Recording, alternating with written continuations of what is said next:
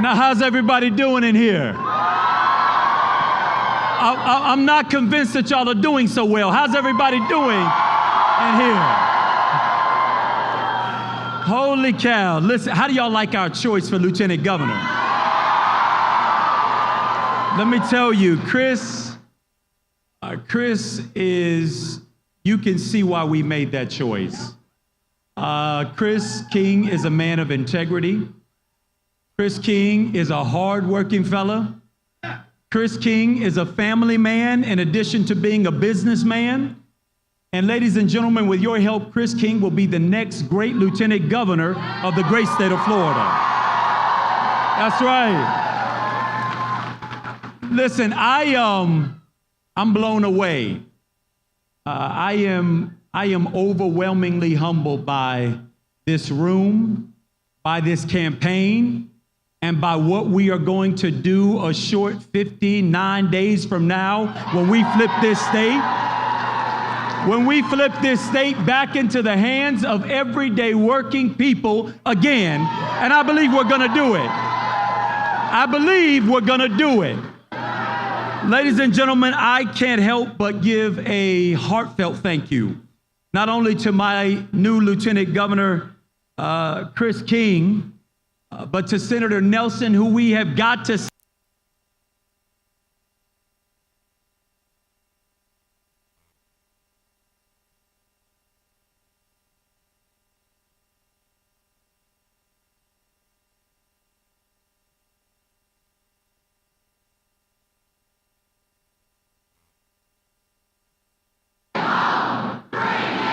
bring it home.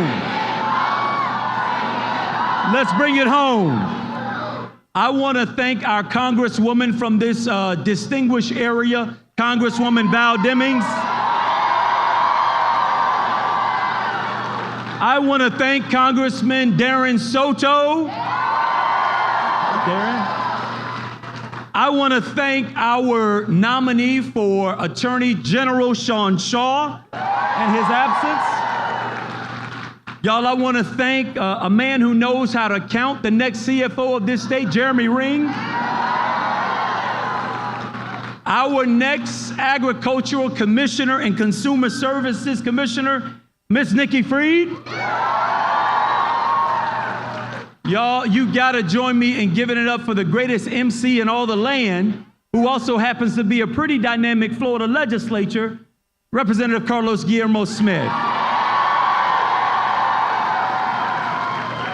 And we would not be here physically in this space were it not for the hard work, dedication, commitment of a local public servant that you all know, Commissioner Regina Hill. Now y'all can't miss Regina Hill if you try. She is sparkling and shining. She is lighting it up over here. I also have to give it up for the King family. I am honestly moved by their love, by their commitment, by their dedication, and by their service to our great state. I want to begin with Charlie, Mary Grace, and Luke, obviously Kristen, and Mr. and Mrs. King. I know y'all were out here, but I'm not sure where you are physically. Right here. Will y'all please join me in giving it up for the entire King family?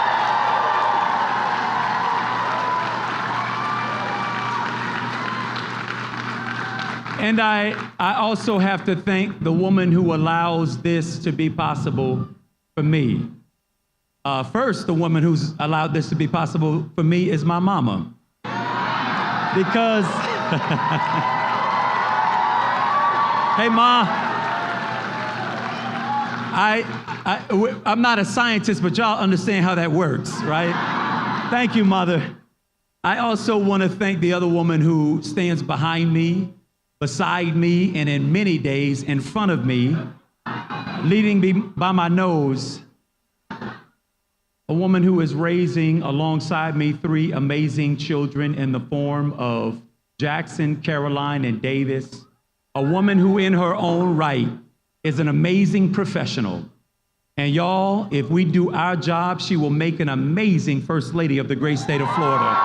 My wife, RJ Gillum. Love you, baby. And if y'all didn't notice in our announcement video, the two rock stars of this campaign, without a doubt, are RJ and Kristen. All right?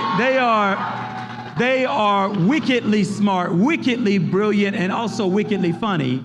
And on a side note, they both know how to cut a rug. They are dancers.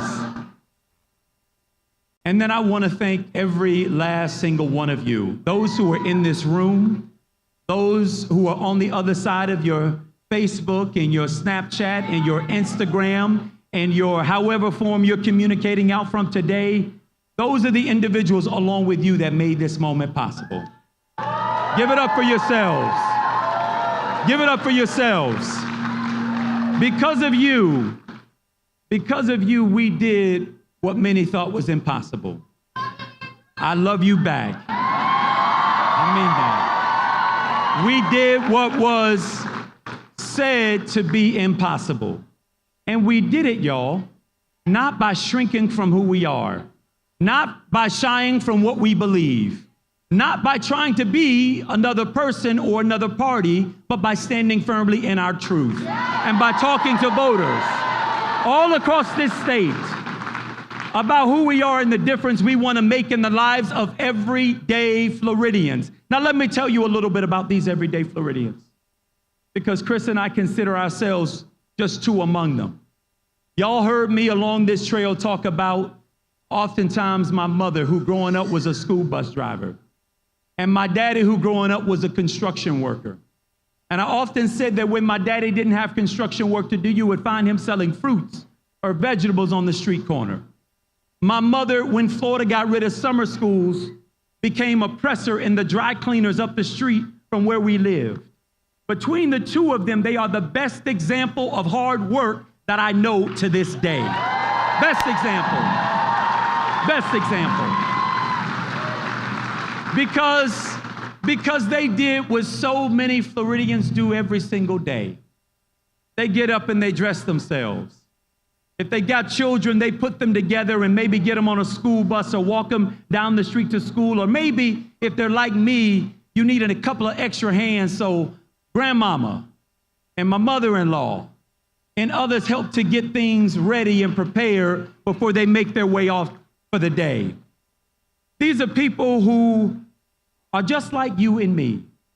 They want the very, very best for their family.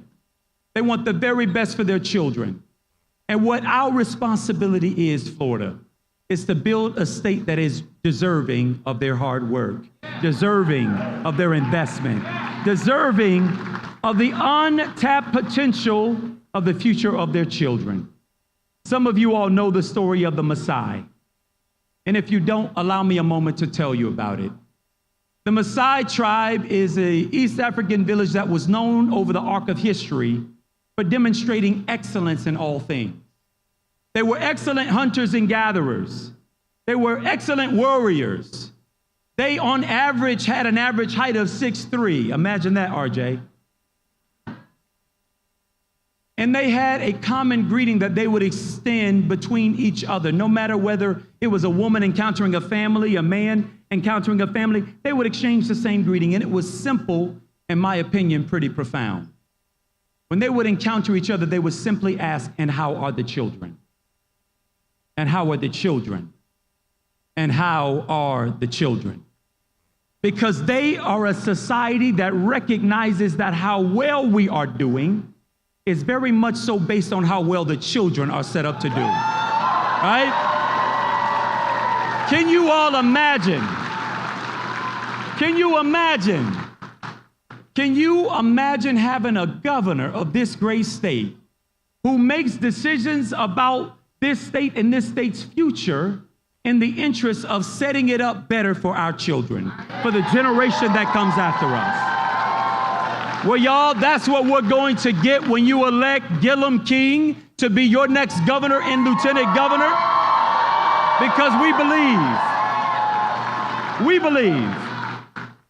believe that we ought to have a state where folks can work one job instead of multiple jobs and make ends meet. We believe in a state where people can be paid a wage, where they're paid a wage with dignity. You understand what we mean when we say dignity?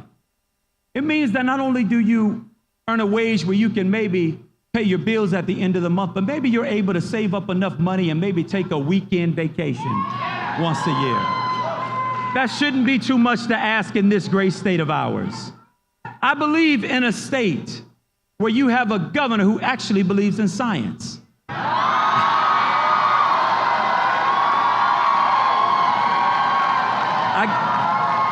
We got to call it like it is. Because right now, Rick Scott says he's not a scientist and can't say whether or not global warming and climate change is real. Never mind, we've got algae blooms flowing out of the east and the west side of this state of guacamole content. We've got red tide that is causing unforetold sea death, washing up on our shores. Our air quality, our water quality, our sea life, all at risk because we've handed over the reins of environmental protection to the biggest polluters in this state. Well, that's going to end when we win this race. That's going to end. Y'all,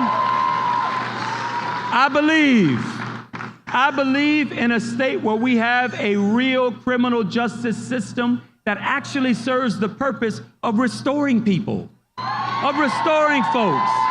Because I'm a firm believer that once you have committed a crime and you have paid your debt to society, you ought to be able to re-enter society, have your right to vote, and more importantly, you ought to be able to re-enter this state and have your opportunity to go and work a job where you can earn a wage, take care of yourself and your family, and disrupt the criminal justice cycle, which has far too many people in this state stuck, shut out, and absent of opportunity. Y'all, I believe in a state where healthcare is treated as a right and not a privilege. I believe that. I believe we deserve a state where people don't have to be terrified of getting sick. Because when they get sick, they can't go to work. And when they cannot go to work, they cannot earn a wage. And when they cannot earn a wage, they can't pay their bills. And when they don't pay their bills, their lights get turned off, their rent or their mortgages don't get paid. And they find themselves in a cycle of poverty. And by the way, this isn't just the poor. Middle class, working class people who are terrified that they may be one illness away from bankruptcy. Well, y'all, when we win this race for governor, we're going to first extend Medicaid to over 700,000 of the most medically needy people in our state. 700,000. We're going to extend Medicaid. And by the way, by extending Medicaid, we're going to pull down $6 billion in federal money that is right now being distributed to other states, all because we have a governor and a legislature that don't believe in Obamacare. Right? Y'all, I want you to know that when you elect us governor, we are going to finally lean into the infrastructure challenges of this state, build high-speed rail across the state of Florida, invest. Because y'all know what happened the last time when Barack Obama tried to send us over $2 billion. What did our governor say? No, thank you. We don't believe in Obama's stimulus money. Well, y'all, think of the number of people that could have gone to work. Think of the number of jobs that could have been created that would have been good jobs for the state of Florida. Well, when we win this race, y'all, we're going to not only lean into our infrastructure challenges of this state, but we're also going to lead into the human infrastructure challenges that confront this state. We're going to be a state, y'all, that has a place for all of us. And we're going to begin, y'all, by investing in our public education system, where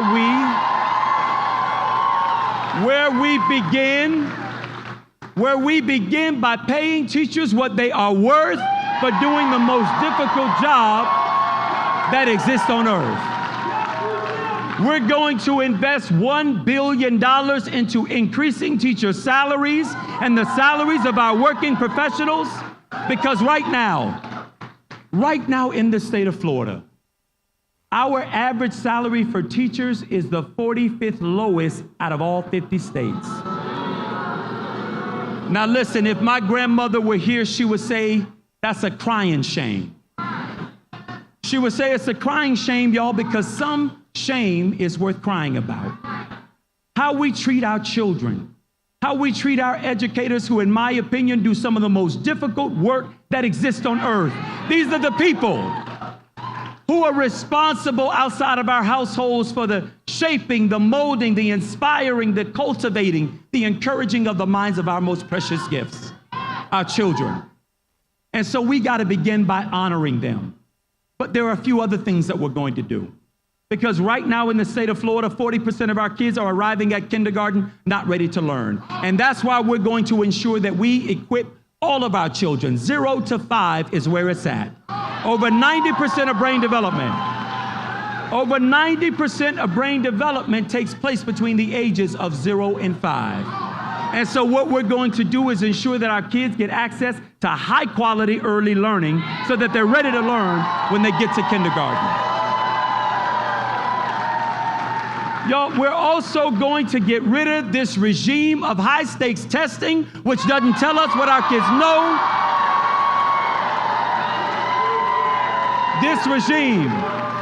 This regime of high stakes testing doesn't tell us what our kids know, but it tells us how well they take a test. It is the wrong measure for determining a child's outcome. We're also going to reinfuse back into our public education system of this state the kind of thing that used to exist. Because while college worked for me, for my older brothers, it was woodwork, shop, mechanical, electrical, technical, all of those kinds of programs. All of those kinds of programs that if you were not on a college-bound track, and it's okay not to be on a college-bound track, it's okay. But if you are not on a college-bound track, we're going to equip you with the knowledge and the skills and the tools that you need to monetize that skill, go to work, get a job that leads to a wage that you can live on. We're going to bring that back to the state of Florida. And if you want to start a business in the state of Florida, we want to make sure that you have access to the capital and the resources that you need so you don't have to be on the first thing flying out of here in order to go and see your dreams come true by creating your business, by creating opportunity and innovation. We're going to become the innovation capital of this country right here in the state of Florida. Right here in the state of Florida. What we're also going to become here in the state of Florida, since we're known as the Sunshine State, is we're going to be the capital of solar energy globally. Right here. Right here. Right here. I got to tell you, I don't get it. This isn't Democrat or Republican. This isn't red, it isn't blue, it isn't purple. This is common sense, it is decent, and it is right. That we play a leading role, not just in this country, but in this nation, in creating the energy sector of the future. We can do that right here in the state of Florida. We can do that right here in the state of Florida. Y'all, we're also going to be a state that respects a woman's right to make her own reproductive health decisions. We're going to be that state. We're going to be that state. We're going to be that state because you want to know something? It seems to me that the only people who are so interested and consumed by what a woman does happens to be Republican men. Right? I don't get it. I don't get it. I hope I didn't offend you, but I'm telling the truth. What I also want you to know, y'all, is when we arrest control back over this state, and we're going to do it on November 6th. When we arrest control back over the state of Florida, we're going to have a state that is the marvel of many. Too often, Florida is seen always as the uh-oh state. Uh-oh, it's Florida. Uh-oh, they done it again. Uh-oh, they can't run elections. Uh-oh, we got close enough, but we couldn't get past it. We're going to change that narrative on November 6th because we're going to show not just the people of the state of Florida, y'all, but given what we are facing in Washington, D.C., where we have an absence of leadership, an absence of moral fortitude or courage, an absence of decency, of humanity, an absence of common sense. Right here in the state of Florida, we have an opportunity to send an unapologetic message. A message that says there is still decency in the United States of America. A message that says there is still common sense to be found in the United States of America.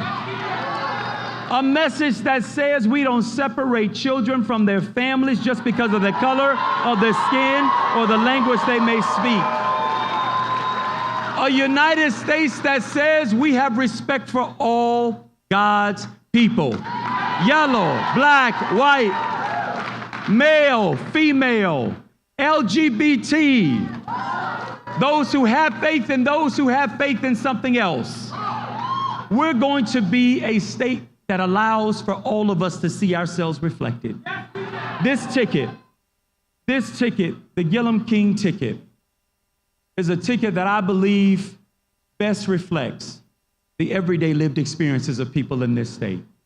And the reason we're going to win, y'all, is because we're going to be unafraid to travel to every single part of the state of Florida.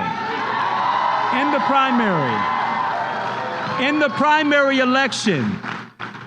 primary election, I talked about my visits to the villages. Y'all know about the villages, right?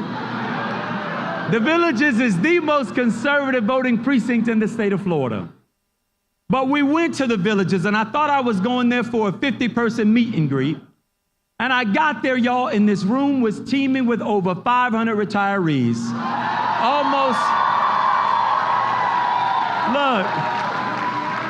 Almost not another face that looked like mine, and that was okay.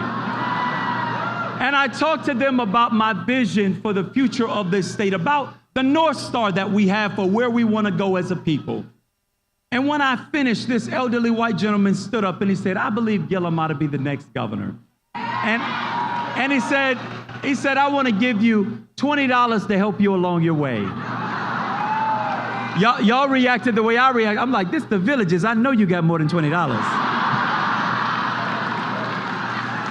But we took it. And then he challenged the rest of the room. He said, if you've got $50 or $5 or $20, I want you to invest it in Andrew Gillum. And all of a sudden, this meet and greet becomes an impromptu fundraiser. And we walked out of there. Raising nearly $6,000 in $5, $10, and $20 contributions. We're going to win this race for governor, y'all, because as Democrats, we have to be willing to talk to everybody. We have to be willing to go everywhere. Because when you're the governor of the state of Florida, you got to be the governor for all of the people of the state of Florida. All the people. Now listen, we know what Ron DeSantis wants to talk about. Ron DeSantis wants to call names. He wants to divide. He wants to return to the politics of Donald Trump. But y'all, on November 6th, Ron DeSantis and Donald Trump have another thing coming. They got another thing coming. Because right here in our state, we're going to show them that that brand of politics doesn't work in 2018. Not here in Florida. Not here in Florida. The president is real savvy on his Twitter feed. He tends to talk about me in Montana and in other places, but he's unfortunately a little too cowardly. He won't at me, y'all. We can't get him to talk directly to me. I got a theory around why that is. The president fears that he may meet his match.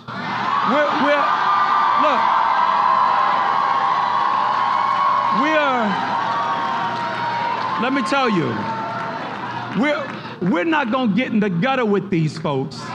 We're not going to get in the gutter. But when it comes to what we believe, we're going to fight fiercely on behalf of what we believe, and what we believe will help transform this state. We're going to fight fiercely for it. They want to talk about the past. They want to distract. They want to use all kinds of derisive objects to distract the people of the state of Florida. Well, we're going to inspire the people of the state of Florida around health care, around jobs, around a wage that people can live on, around an environment that is clean, both our air and our drinking water. We're going to inspire the next generation of people in this state who, if they want to go to college, they can graduate from college without graduating under a mountain of debt. We're going to inspire people in this state.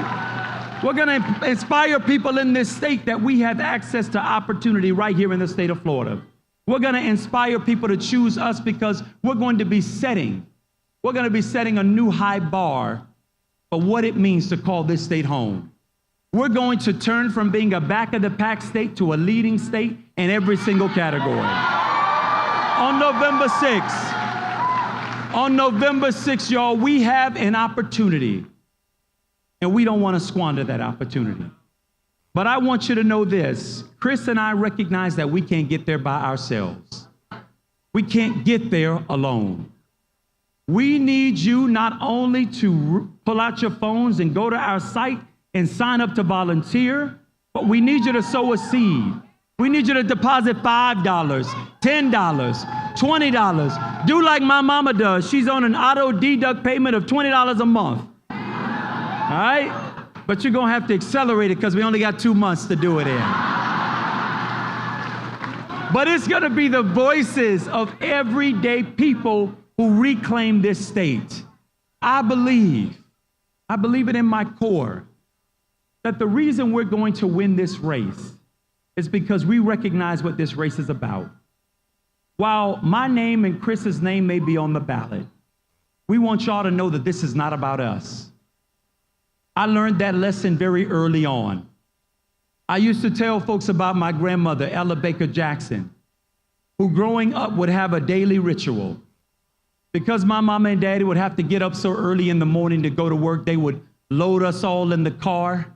And I'm one of 7 kids, so don't ask how many car seats there were. And they would drive us a short distance to my grandmother's house. My grandmother would let us sleep a little bit longer before she would get us up and ready for the day. She would do 2 things. One, she'd take her bottle of olive oil, her blessing oil, and she put a blessing on my forehead. It was her way of sending us out so that no harm would come our way. And then she would say in her mantra, and only in the way that she could, boy, go to school. Mind your teachers. Get your lesson, and one day bring that education home. She would say, bring it home for your little brother and your little sister who don't know what it is yet, bring it home. She would say, bring it home for that little boy down the street that you play with, God knows where he gonna end up. She was right, his name was Nuke, and Nuke was always in trouble. Now, I would have to admit that I didn't always know what my grandmother was trying to communicate, but I would come to learn that what she was saying is that it wasn't just about me. That it wasn't even just about my little brother and my sister, my mother and father, the little boy down the street. It was about all of us. There was a belief that if I went far in life, we would all go far in life. That if I did good, we would all do good. There was a sense, y'all, of community. That we were in this thing together. And somehow in society, we've allowed the other side to convince us that the only way we win is by individually stepping on the neck and on the face and on the shoulders and on the backs of other people. Well, y'all, I resent that. I reject that brand of politics. Because I believe that we all do good when we all do good. We all do good when we all do good. So what I want you to know is that Chris and I are clear that our names are simply a veneer on the ballot. That what sits beneath our names is a healthcare system that works for everybody. Our teachers who need to get paid what they're worth. Our kids who need an opportunity that should not be defined by their zip code, where they live, or what side of the track they grow up on. What sits underneath our name on the ballot, y'all, is an environment that is in desperate need of a governor who cares for it again. What sits underneath our name is a state that wants to be encouraged and inspired, not divided but brought together. What sits beneath our name is hope and opportunity and a future, not just for me and my kids, but for the kids whose names I can't call, for the faces I can't recognize. But I believe that if we get a governor in the form of Andrew Gillum and a lieutenant governor in the form of Chris King, that we have an opportunity to show the rest of the nation what is possible. That it doesn't matter where you come from. Doesn't matter what your mama or your daddy do for a profession.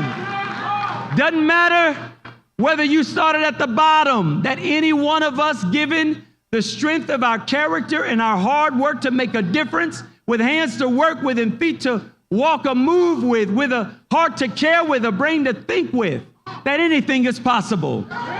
Y'all, let's send a message to the rest of the nation, and if that message has to come from Florida on November 6th, let's let the word go out nation and worldwide. That the politics of hope and aspiration and inspiration and opportunity still lives, and it lives right here in the state of Florida. Let's bring it home. Let's bring it home. Let's bring it home. Bring it home. Bring it home. Bring it home. Bring it home. Bring it home. Bring it home. Come on, Chris, Kristen. Come on, guys. Come on up. Y'all, I want you to welcome the people who are prepared to leave it all on the field. The folks who you all can be proud to have as your next governor and lieutenant governor. The families who are going to work for the rest of these 59 days and 4 to 8 years beyond to make sure once again this is a state that works for all of us. Will you welcome the Gillum King family?